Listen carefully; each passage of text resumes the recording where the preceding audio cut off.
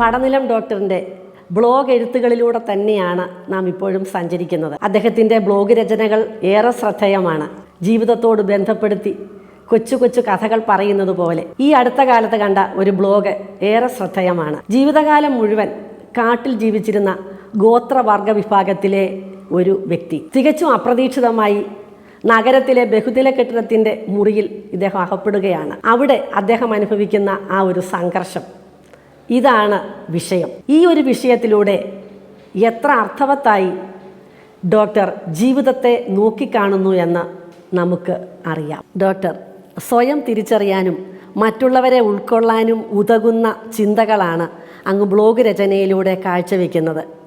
ഈ ഒരു രചനയിൽ അല്ലെങ്കിൽ ഈ ഒരു ബ്ലോഗിൽ പ്രതിബിംബം, മുഖക്കണ്ണാടി എന്നിങ്ങനെയുള്ള സൂചകങ്ങളിലൂടെ അങ്ങ് പറയുവാൻ, വ്യക്തമാക്കുവാൻ ഉദ്ദേശിക്കുന്ന ആ ഒരു ചിന്ത എന്താണ് എന്നൊന്ന് പറയുമോ? തീർച്ചയായിട്ടും ടീച്ചറെ, നമ്മുടെ സാധാരണ ഒരു അനുഭവമാണ്. നമുക്ക് നമ്മളെക്കുറിച്ച് തന്നെ അറിയാൻ പാടില്ല, ഞാൻ ആരാണ് എന്നുള്ളതിനെക്കുറിച്ച് വിവരമില്ല എന്നുള്ളത് ഇതിൻ്റെ ഒരു ഉദാഹരണമായിട്ടാണ് ഈ കഥ പറഞ്ഞത്. കാട്ടിൽ അപരിഷ്കൃതമായി ജീവിക്കുന്ന ഒരു മനുഷ്യൻ, നാടിൻ്റെ സംസ്കാരമോ നാട്ടിലുള്ള സൗകര്യങ്ങളോ എന്താണെന്ന് അറിഞ്ഞിട്ടില്ലാത്ത ഒരാൾ ആദ്യമായിട്ടൊരു നഗരത്തിലേക്ക് വരികയാണ്. കൂടെയുള്ള വനവാസികളുമായിട്ടുള്ള സമ്പർക്കം മാത്രമേ ഈ മനുഷ്യനുണ്ടായിരുന്നുള്ളൂ. അയാളുടെ വസ്ത്രമാണെന്നുണ്ടെങ്കിൽ വെറും ഒരു കച്ചത്തോർത്ത് മാത്രം അയാൾ ചുറ്റിയിരിക്കുന്നതേ ഉള്ളൂ. സ്വന്തം സംരക്ഷണത്തിന് വേണ്ടി ഒരു പേനാക്കത്തി മാത്രമേ എപ്പോഴും വെളിയിൽ കുത്തിയിരിക്കും. അത്രയേ ഉള്ളൂ ഇദ്ദേഹത്തിൻ്റെ ആകെയുള്ള വേഷഭൂഷാദികളെന്ന് പറയാനായിട്ട്. അപ്പോൾ ഇങ്ങനെയുള്ള ഒരാളെ എങ്ങനെയോ വഴിതെറ്റി അബദ്ധത്തിൽപ്പെട്ട് ഒരു നഗരത്തിലെ ഒരു മൾട്ടി സ്റ്റോറി ബിൽഡിങ്ങിൽ പല നിലകളുള്ള ഒരു കെട്ടിടത്തിനകത്ത് അകപ്പെട്ടു ഒരു മുറിയിൽ ചെന്ന് കഴിഞ്ഞപ്പോൾ ഒരുപാട് ആൾക്കാർ ഇയാളെ നോക്കുന്നത് പോലെ തോന്നി. ഇയാൾ ചുറ്റും നോക്കുമ്പോഴത്തേക്ക് പല മുകളിലേക്ക് നോക്കുമ്പോൾ ആളുകളെ, താഴെ നോക്കുമ്പോൾ ആളുകളെ, എല്ലായിടത്തു നിന്നും ഇങ്ങനെ മനുഷ്യർ ഇയാളെ വാച്ച് ചെയ്യുന്നത് പോലെ തോന്നി. ഇയാൾ ആകെപ്പാടെ പേടിച്ചു പോയി. ഇയാൾ മേലോട്ട് നോക്കിയപ്പോഴത്തേക്ക് അവർ കീഴോട്ട് നോക്കുന്നു, ഇയാൾ കീഴോട്ട് നോക്കിയപ്പോഴത്തേക്ക് അവർ മേലോട്ട് നോക്കുന്നു. അങ്ങനെ ആകെപ്പാടെ ഭയങ്കരമായിട്ട് വെപ്രാളം പിടിച്ചു. ഉടനെ ഇയാൾ എല്ലാവരും കൂടെ അയാളെ അറ്റാക്ക് ചെയ്യാൻ വരികയാണെന്ന് കരുതി ഇയാൾ മുഷ്ടി ചൂരിട്ടി. അപ്പോൾ അവരും എല്ലാം മുഷ്ടി ചൂരിട്ടുന്നു. അയാൾ വെറുതെ പല്ലിറുമ്മി കാണിച്ചു, ഇതിനൊക്കെ ഞാൻ ശരിപ്പെടുത്തി കളയിടാന്നുള്ള മട്ടിൽ കാട്ടിലെ രീതിയിൽ കാണിച്ചപ്പോഴത്തേക്ക് അവരും അതേ രീതിയിൽ തന്നെ പല്ലിറുമ്മി ഇയാളെ അറ്റാക്ക് ചെയ്യാനായിട്ട് പോകുന്നു. അത് കഴിഞ്ഞ് ഇയാൾ അവസാനം തീരെ ഗതി കെട്ടപ്പോഴത്തേക്ക് പേനാക്കത്തി ഊരിയപ്പോഴത്തേക്ക് അവരും എല്ലാം പേനാക്കത്തി ഊരി ഇയാളെ അറ്റാക്ക് ചെയ്യാണ്ട് ഇയാൾ ആകെപ്പാടെ പേടിച്ചു, അലറി ഒരു രീതിയിൽ അവിടെ നിന്ന് അയാൾ രക്ഷപ്പെട്ടു. അപ്പം ഇയാൾക്ക് ആദ്യമായിട്ടാണ് ഇങ്ങനെ ഒരു അനുഭവം ഉണ്ടാകുന്നത്. ആ മുറിയുടെ ഭിത്തികളെല്ലാം തന്നെ ഒരു മുഖക്കണ്ണാടി പോലെയുള്ള ഉപരിതലമായിരുന്നു അതിൻ്റേത്. അതുകൊണ്ട് ഇയാളെ തന്നെ ഇയാൾക്ക് കാണാമായിരുന്നു.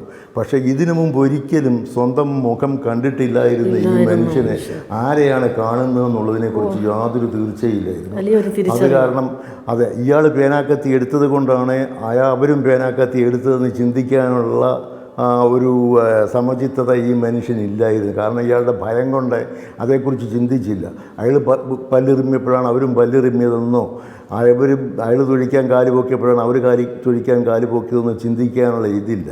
പക്ഷേ അങ്ങനെ സ്വയം ആരാണെന്നറിയാതെ കൊണ്ട് സ്വയം മറ്റുള്ളവർ കാണിക്കുന്നത് നമ്മൾ വരുത്തി വയ്ക്കുന്നതാണ്, നമ്മളാണ് അതിന് പ്രചോദനം നൽകുന്നതെന്ന് മനസ്സിലാക്കാതെയാണ് നമ്മളെല്ലാവരും ഈ ലോകത്തിൽ ജീവിക്കുന്നത്. നമുക്ക് മറ്റു മനുഷ്യരെ ലോകം എന്ന് പറയുന്നത് ഒരു കണ്ണാടിയാണ്, ഒരു മുഖക്കണ്ണാടിയാണ്. അത് നമ്മളെ കാണിച്ചു തരിക നമ്മൾ ആരാണെന്ന്, നമ്മുടെ ചിന്തകൾ എന്താണെന്നുള്ളത് നമ്മൾ മനസ്സിലാക്കുകയാണ്. ഇവരെ പേനാക്കത്തിയെടുത്ത് കുത്തണമെന്ന് ഇയാൾ ആഗ്രഹിച്ചില്ലായിരുന്നെങ്കിൽ അവരും ചിന്തിക്കത്തില്ലായിരുന്നു. അപ്പം നമ്മുടെ ചിന്തയാണ് അവർ നമ്മളെ കാണിച്ചു തരുന്നത് ഇതാണ് എന്നുള്ളത്. അപ്പോൾ അത് നമ്മൾ കണ്ടുപഠിക്കുന്നില്ല. കാരണം വെച്ചാൽ നമ്മൾ ഭയപ്പെട്ടിരിക്കുന്നത് കൊണ്ട് നമ്മുടെ വിചാരം അത് അവരുടെ ചിന്തയാണ്, എൻ്റെ ചിന്തയല്ല, എനിക്കൊരു ഉത്തരവാദിത്വം ഈ ചിന്തയിൽ എന്നുള്ള ആ ഒരു ഇതാണ്. അതിൽ നിന്നാണ് മനസ്സിലാക്കേണ്ടത്. അതായത് ഈ ലോകം മറ്റുള്ളവരെ ലോകത്തിൽ യാതൊരു അപകടങ്ങളും ഉണ്ടാകുന്നില്ല എന്നാണ് പറയുന്നത്. നോ ആക്സിഡൻറ്റ്സ് ഇൻ ലൈഫ് എന്നാണ് പറയുന്നത്. എല്ലാം നമ്മൾ തന്നെ വരുത്തി വയ്ക്കുന്നതാണ്.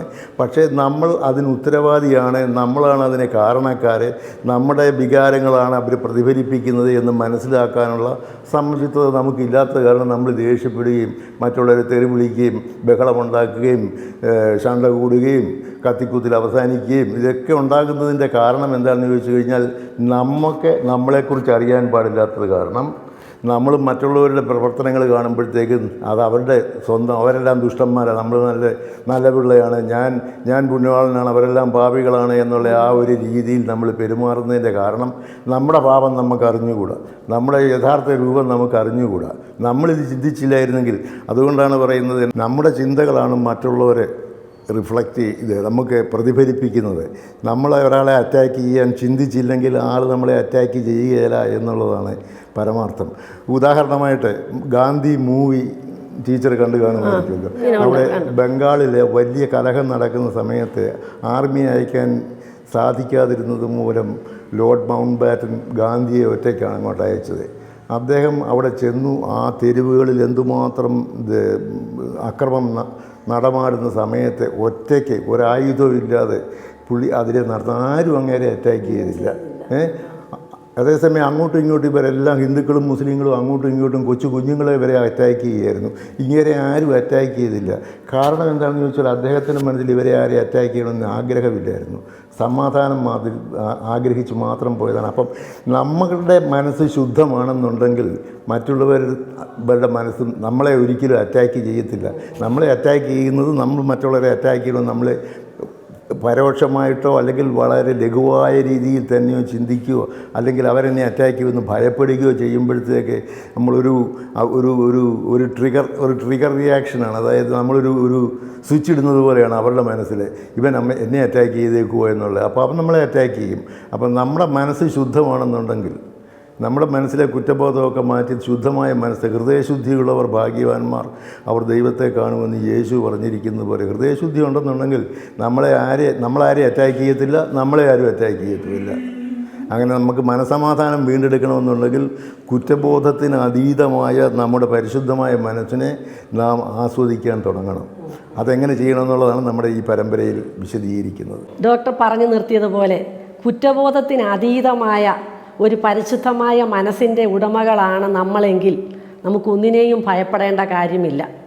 സമൂഹത്തിൻ്റെ ആക്രമണങ്ങളെയോ വ്യക്തികളിൽ നിന്നുണ്ടാകുന്ന ഒറ്റപ്പെട്ട ആക്രമണങ്ങളെയോ ഒന്നും നമുക്ക് ഭയപ്പെടേണ്ട കാര്യമില്ല.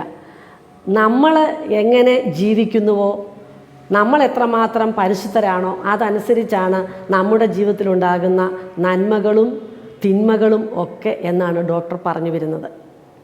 ഡോക്ടറിൻ്റെ പുതിയ ചിന്തകളുമായി അടുത്ത എപ്പിസോഡുകളിൽ നമുക്ക് കണ്ടുമുട്ടാം.